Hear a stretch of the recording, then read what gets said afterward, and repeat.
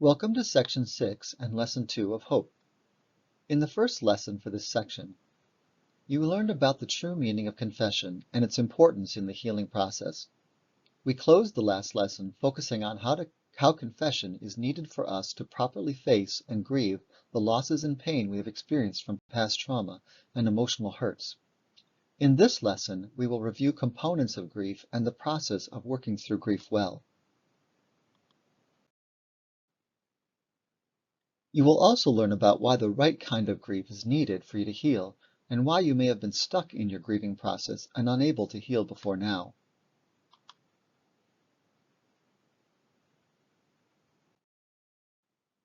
So let's begin by looking briefly at the process of grief and how confession helps. Elisabeth Kubler-Ross, a Swiss-American psychiatrist, first identified what she saw as stages of grief for people who were dying in her 1969 book titled On Death and Dying. Since that time, it has been recognized that people experience similar emotions and stages of grief in response to a variety of significant losses. Although often thought of as stages of grief, the reality is that most people do not experience them in one order. Instead, the components represent pieces of the emotional struggle, sometimes experienced separately, but also at times simultaneously and in back and forth ways as people process loss and work toward acceptance.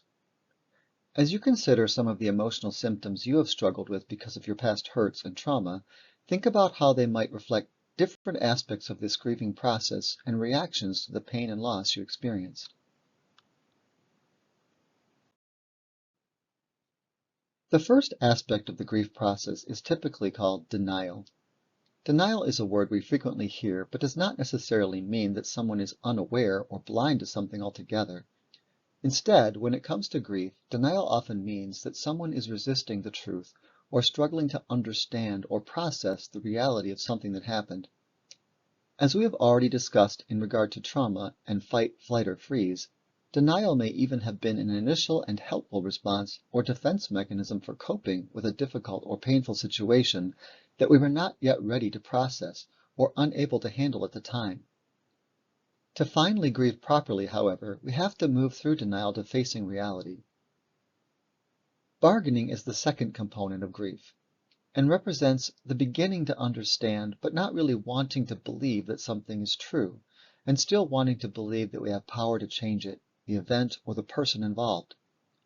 Bargaining may sound something like, if I just do or had done something right or better or different, then this would not have happened and things would not have turned out this way, or this loss wouldn't be happening, or it wouldn't have to be real. Bargaining often represents our desire to avoid the pain through efforts or magical thinking in order to not have to accept the truth. We are often even aware that we are bargaining with God or others and may have thoughts like, God, if you just heal me, I promise I will blank. In our struggle to accept what is true or real about hurtful events or people, we get stuck in bargaining in hopes of a different reality or outcome. Although there are times when God intervenes in miraculous ways in some situations, often what we are really asking for is for God or someone else to take away or bypass the pain and struggle as we work through our grief and pain. Anger is the next component of grief, which often happens when we know deep down that bargaining isn't working, that reality is still there and we'll feel frustration over our powerlessness and want to lash out at ourselves, others, or God over our lack of control over events or people or the past or the present. In our anger, we are usually protesting the loss and our fear and often demanding answers to questions that can't be answered. Anger often represents our God-given response to injustice and sin and our demand for someone to make it right or change it or pay us back for the loss, or anger at ourselves for something we should have or could have done differently. Although anger over injustice, oppression, and abuse is legitimate, staying in it or living in it is destructive to our souls and relationships. We will explore this further and the solution in a future lesson.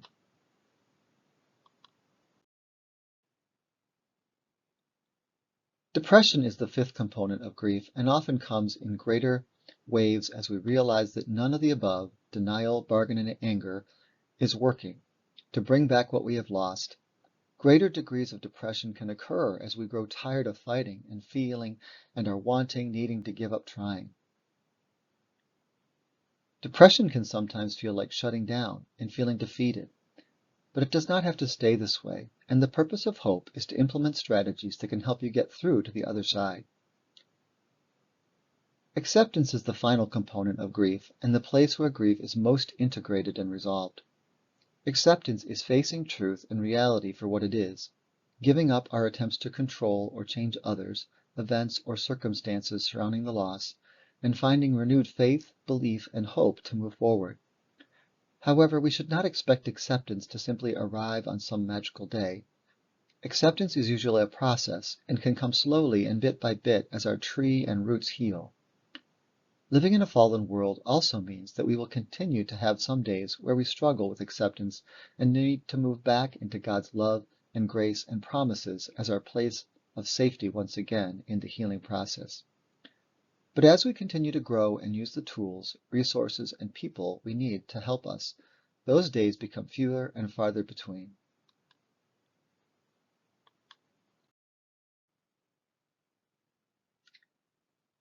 Why we need to confess and grieve past hurts. Knowing that grief is an important part of the process we need for healing to occur, and that honest confession is what helps us to get there. Let's briefly review again why we need to confess and grieve our emotional wounds. First, until we honestly confess and come into agreement with the truth, we will be frozen emotionally or developmentally. Until we allow ourselves to work through the process of grief, our hearts and emotions will stay stuck, and it will be difficult for us to grow emotionally or spiritually. I honestly wish this weren't the case, but it is simply how we were made, and grief itself, although painful, leads us to healing. Being stuck, which often includes unhealthy ways of avoiding or medicating the pain, is bad grief because we are not moving through it. Second, as we have said, healing requires that we reach a place of greater acceptance and integration of our grief before we can move on. If we avoid confessing and facing the truth and working through our grief, we will never get there, or at least delay and prolong our pain. Often the only way out is through, but God will give us the grace we need to reach the other side. If you are struggling with grief, don't give up. Your wounds are still healing, but doing the right things will help you to get there. Third, we need to remember again that unless we face it, the pain will lead us to repeat the things until we get them right. Until we resolve the underlying pain and work through needed grief, we will only continue to leak our pain and unhealthy coping styles into our relationships and communication with others, whether with our spouses, children, friends, or coworkers. As we discussed in Workshop 1, our hearts cannot help but flow. It is only a matter of what is flowing from them. Working through grief is vital to stopping the pain from leaking out in ways that are destructive to you and others.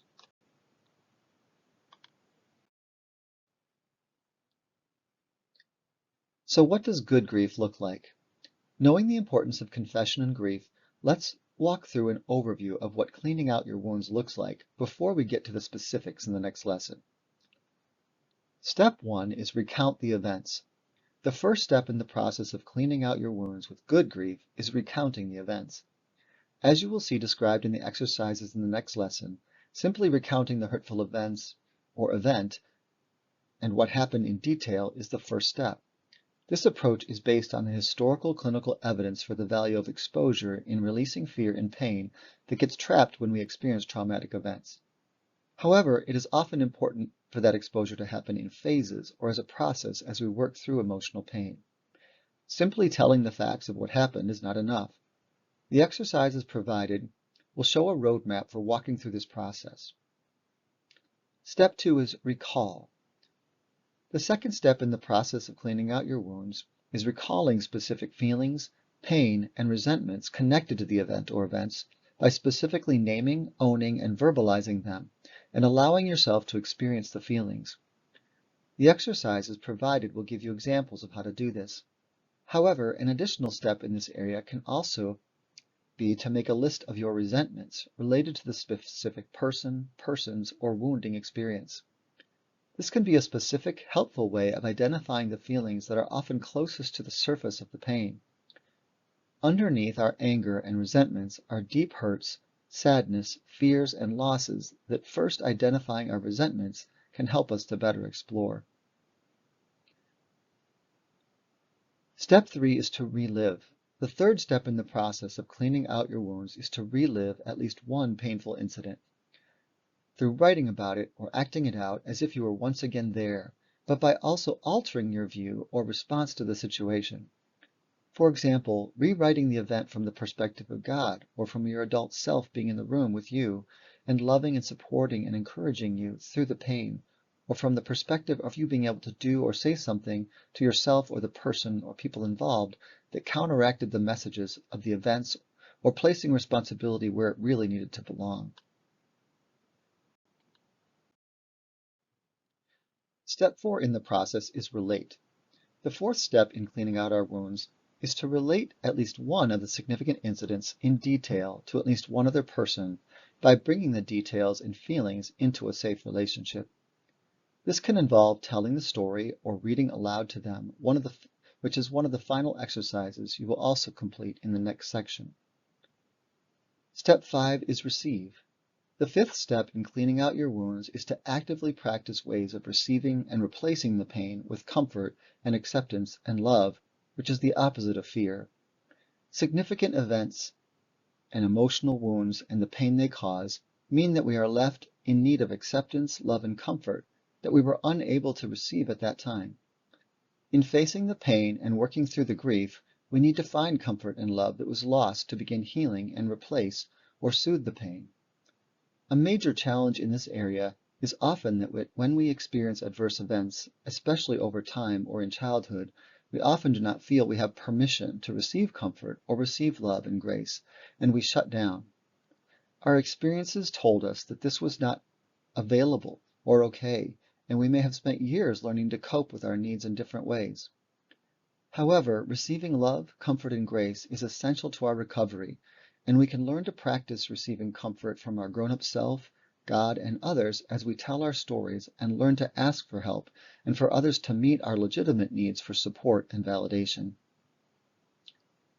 Step 6 is to remember. The sixth step in the process of cleaning out your wounds is to remember to give yourself grace and time. You may need to complete the exercise in the next lesson more than once as you work through the process of exposure, grief, and release. You may also need to complete the exercises for more than one painful event. As you do, you will become more comfortable with your feelings and find it easier to face your wounds as the fear of the pain and your perspective on the events, now that you are in a different place, begins to change. Give yourself grace to allow healing to be a process and for it not to have to happen quickly or perfectly. Putting pressure on yourself to heal is counterproductive and can only add to your sense of shame, as if you are not doing healing right. Remember that healing is God's job and a process that you and your mind and body need the right ingredients for. Your job is to let God do it and give your body and mind and spirit the things they need to allow it to happen. Every day is a new day to receive God's love for you as you are and simply listen to what He is asking you to do next.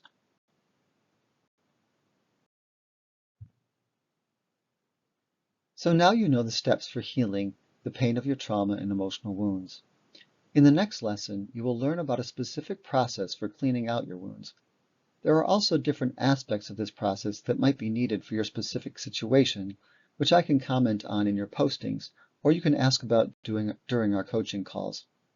I am praying for God to use these steps of the process to bring healing to specific areas of pain from the trauma and hurts of the past that you have experienced. I'll see you in the next lesson.